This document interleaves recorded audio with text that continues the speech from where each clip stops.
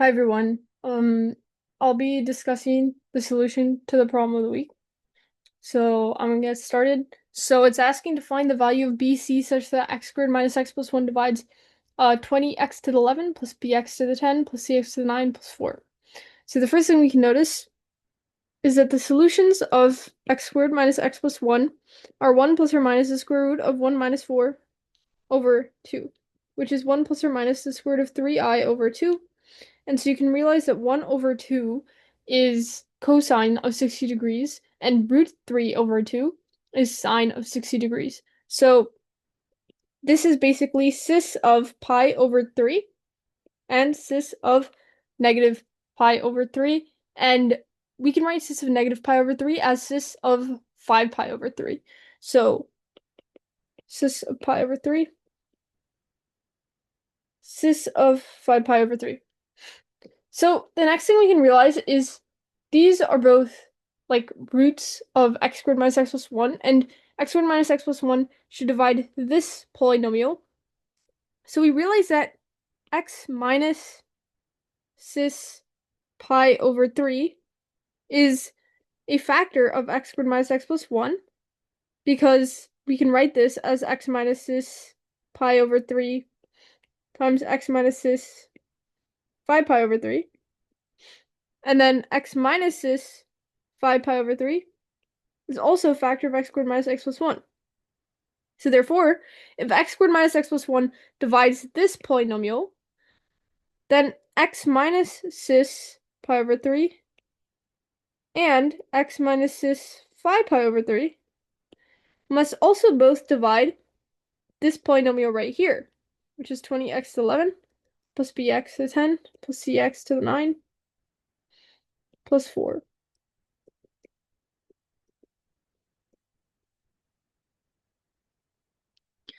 So we have two factors of this polynomial, and basically, like, if some x minus alpha divides some polynomial f of x, then alpha can be said to be a root of f of x.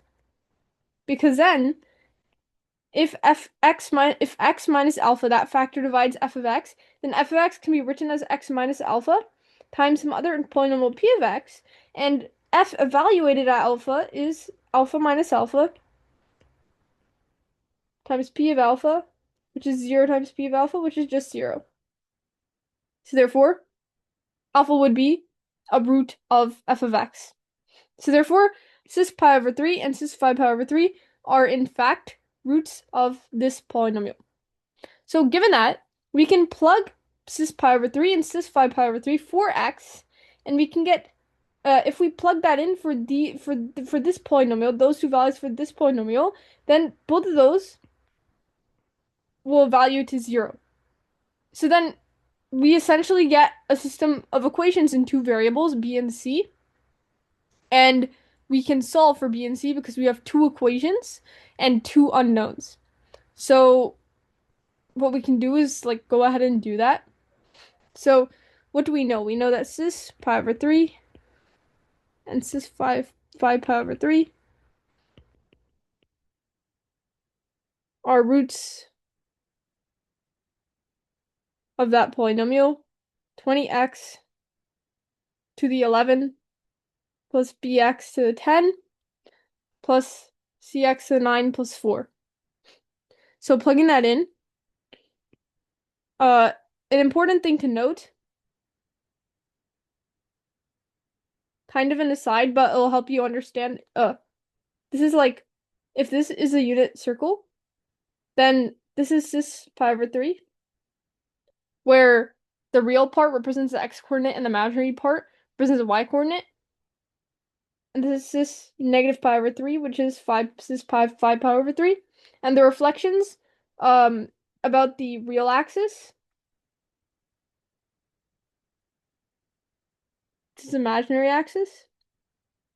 And when you multiply two complex numbers, you add the angles and you multiply the magnitudes. And because these complex numbers have magnitude 1 and lie in their unit circle, you just add the angles. So, therefore, if we take cis pi over 3 to the power of 11, we would get cis 11 pi over 3. Note that the angle that we're taking, like we can evaluate it at any other angle that is a multiple of 2 pi added to the original angle. So this is cis 11 pi over 3, but we can subtract 6 pi over 3 from it because 6 pi over 3 is 2 pi. So we can subtract and add multiples of 2 pi to this angle right here. And the same goes for all the other terms. So this would actually be cis 5 pi over 3, but we can simplify it later. So this becomes 20 cis 11 pi over 3 plus b cis 10 pi over 3 plus c cis 9 pi over 3, which is 3 pi plus 4. And that's equal to 0. That's our first equation. Our second equation is 20 cis 55 pi over 3 plus b cis 50 pi over 3 plus c 45 pi over 3 plus 4 equals 0. So now we can simplify.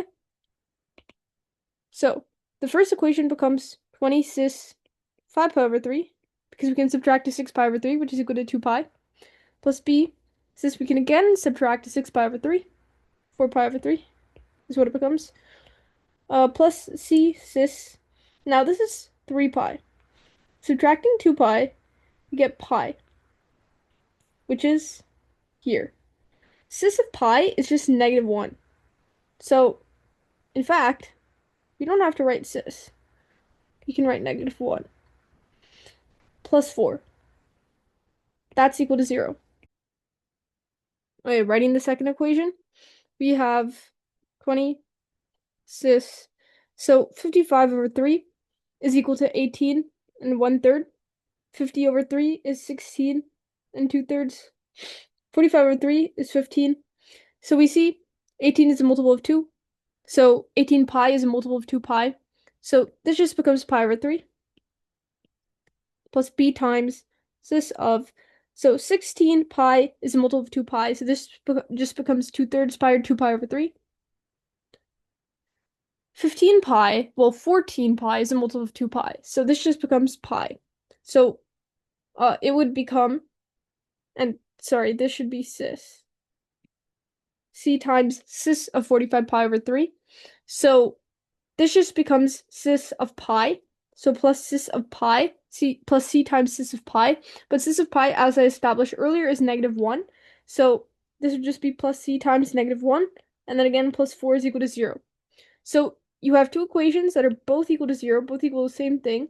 And this term, they're all the same. They can cancel out essentially. And another thing you'll realize is 5 pi over 3 is located here. Pi over 3 is located here. 4 pi over 3, well, that's 240 degrees, by the way, and that would be like this here. And 2 pi over 3 is 120 degrees, and that should be around here. So what you'll notice is these are, like, the two pairs are like reflections across a real axis. So if you subtract these two equations, then the real parts should cancel out and you should only be left with the imaginary parts. So if you do that, if you subtract these two equations, subtracting the first equation from the second equation, because the second equation has 2 pi over 3 and pi over 3. So it has these two complex numbers, and so their imaginary parts are positive. And so if you subtract the first equation from the second equation, so 2 minus 1, then these negative imaginary parts, when you subtract them, they'll become positive. So just out of convenience, we can subtract the first equation from the second equation. And if you do that, then you should get 2 times b times root 3 over 2i plus 20 times 2 times I root 3 over 2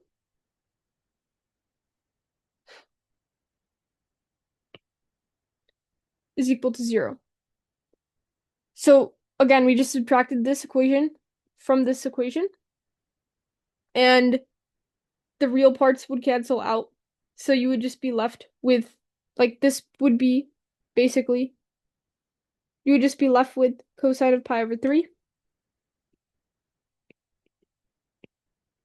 And the real part of this is cosine of 2 pi over 3.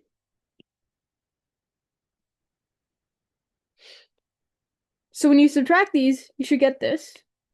And so now we can just divide by 2 on all sides. And we should get root 3 over 2i b. Actually, we can divide by root 3 over 2 again. And I as well. And so we would just get b plus 20 equals 0. So b is equal to negative 20. So then the question wants us to find bc. So we have these two equations in terms of b and c, and if we know the value of b, then that reduces both these equations to just one equation in a single variable. So we can just finish off by solving by plugging in this value of b into any of the two equations that we have. So out of convenience, we can just use this. And what we should get is 20 cis pi over 3 plus minus 20 cis 2 pi over 3 plus c times negative 1, which is minus c, plus 4 is equal to 0. Now note that cis pi over 3 is here, cis 2 pi over 3 is here. So what should happen is if you subtract cis pi over 3, so this can factor into 20 times cis pi over 3 minus cis 2 pi over 3 minus c plus 4 equals 0. And if you subtract cis pi over 3 minus cis 2 pi over 3, then the imaginary part should cancel out because they're both positive, and you would multiply the real part of cis pi over 3 by 2. So this becomes 20 times the real part of cis pi over 3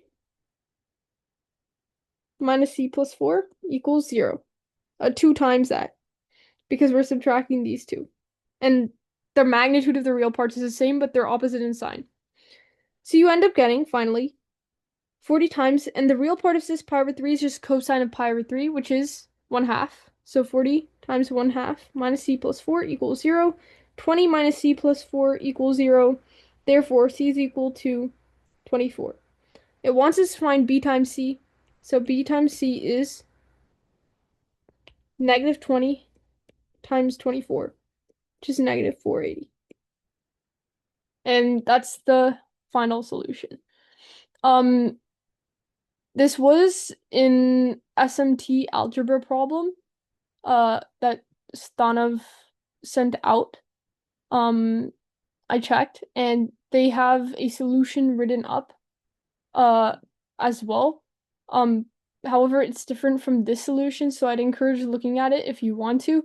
It will give you some new insights. But again, this solution is my own solution, it's different from that one. So both are very valuable to familiarize yourself with and learn from. So I hope this helped. Thank you. Bye.